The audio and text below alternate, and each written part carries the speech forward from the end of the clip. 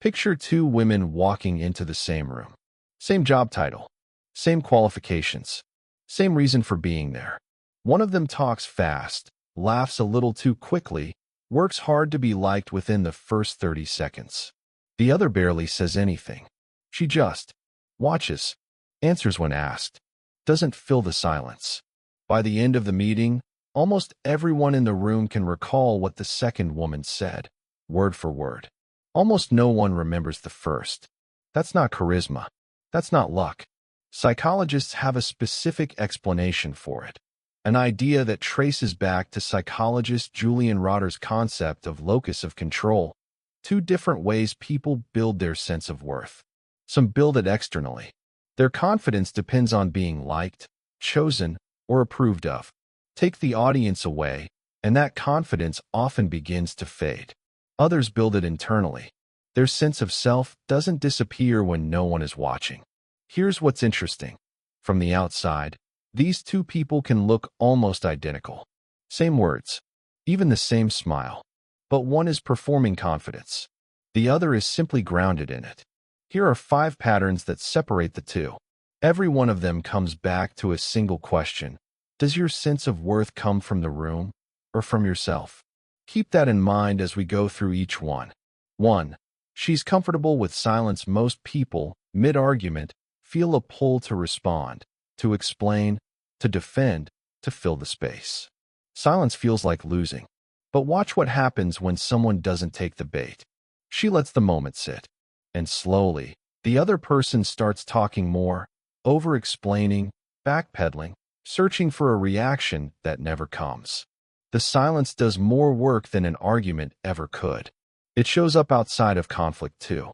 Someone makes a sharp, pointed comment in a meeting, clearly hoping for a reaction. Most people laugh nervously or rush to smooth it over. She just doesn't. She lets it sit there, unclaimed, until it's obviously the other person's problem, not hers. That's not coldness. It's that the room isn't the one deciding whether she's okay. She already knows. Silence isn't the absence of power. Sometimes it's the clearest expression of it. 2. Her boundaries don't move. Someone says, "Come on, don't be so sensitive." Pause. She smiles. "No," and changes the subject. That's it. No argument. No justification. Most people, in that moment, feel obligated to defend the boundary, to make the other person understand and agree with it. She doesn't need agreement. She just needs it respected. Here's the part people underestimate. A boundary isn't tested by whether you can state it.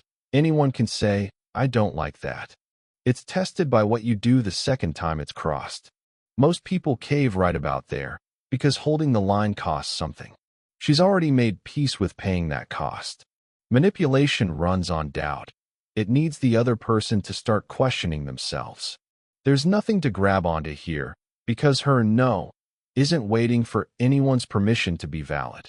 A boundary only works if you're willing to keep it. 3. She doesn't need anyone to complete her picture. 2 people on a first date. One spends the evening quietly asking, "Does this person like me?" Every laugh, every pause, she's scanning it for signs. The other is asking something completely different. Do I actually enjoy being around this person?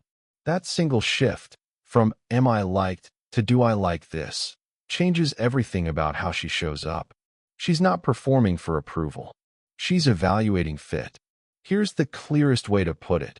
Needing the relationship to feel whole is one way of living. Choosing the relationship because it adds to a life that's already whole is another. Take it away, and she's still whole. Her Tuesday night doesn't depend on a text back. Her sense of who she is doesn't wait on someone else's opinion of her. She's with someone because she wants to be, not because she needs to be. And that rewrites the entire dynamic. Most relationships built on need have an unspoken imbalance. One person is subtly more afraid of losing the other, and everyone in the relationship can feel it, even if no one says it out loud. But when someone realizes they're not being relied on to fill a void, something shifts. The question changes from, "Will she stay?" to "What am I actually bringing here?" And that question, uncomfortable as it is is what real effort is built on. Researchers John Bowlby and Mary Ainsworth, who pioneered the study of attachment, described something similar. People with a secure attachment style tend to treat relationships as an addition to their life rather than the foundation holding it up. If you remember only one sign from this video, make it this one. Of the 5, it's the clearest line between feeling secure and never quite getting there. The strongest relationships begin where emotional dependence ends. 4. Her intuition is hard to get past. She isn't reading minds. She's noticing inconsistencies. Human beings leak information through timing, through tone, through small contradictions that don't quite line up with the story being told. Someone tells the same anecdote twice, weeks apart, and the details have shifted, the timeline moved, the role they played got a little more flattering. Most people wouldn't catch it. They're too busy being charmed by the story itself. She catches it, almost without trying, because she isn't distracted by the need to be liked in the moment. It's not suspicion. It's just attention that isn't being spent elsewhere. Most people, meeting someone new, are managing their own performance, how they're coming across, whether they're being interesting enough. That takes bandwidth. She's not managing a performance, so all of that bandwidth is free to actually watch the other person. That's what makes exaggeration or flattery fall flat around her. Not that she's cynical, but that she's tracking the pattern across time, not just reacting to the moment in front of her. Patterns reveal more than promises. 5. She builds instead of competes. Most people believe confidence comes from winning, from being chosen over someone else, from coming out ahead in the comparison. In reality, it more often comes from building steadily, without needing an audience for it. There's a difference between announcing progress and simply making it. One is staged for whoever's watching. The other is the same unglamorous work, repeated on the days no one's paying attention, and over time, people can tell which one they're looking at.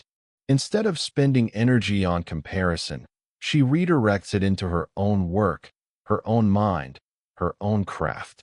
Not to prove a point, just because that's where the energy goes once it's not being spent on comparison. It's almost never a strategy, but it works like one anyway. People are naturally drawn to someone visibly building a life she's proud of, audience or not. Growth attracts more respect than performance ever will. Notice the pattern running underneath all 5 of these. Comfort with silence instead of a need to respond. Boundaries that hold instead of a need for approval. Wholeness instead of a need to be completed. Observation instead of a need to impress. Growth instead of a need to win. Every single one is the same shift, wearing a different outfit. External need, replaced by internal steadiness. Remember the question from the start of this video. Does your sense of worth come from the room or from yourself? By now, you probably have a more honest answer than you did a few minutes ago. Confidence isn't something other people give you. It's something people notice after you've stopped asking for permission to have it. Before you answer that question, ask yourself one more. Which of these 5 comes most naturally to you? And which one still feels like effort? I'd love to read your thoughts below. And if this kind of psychology resonates with you, subscribe. We break down a pattern like this every week.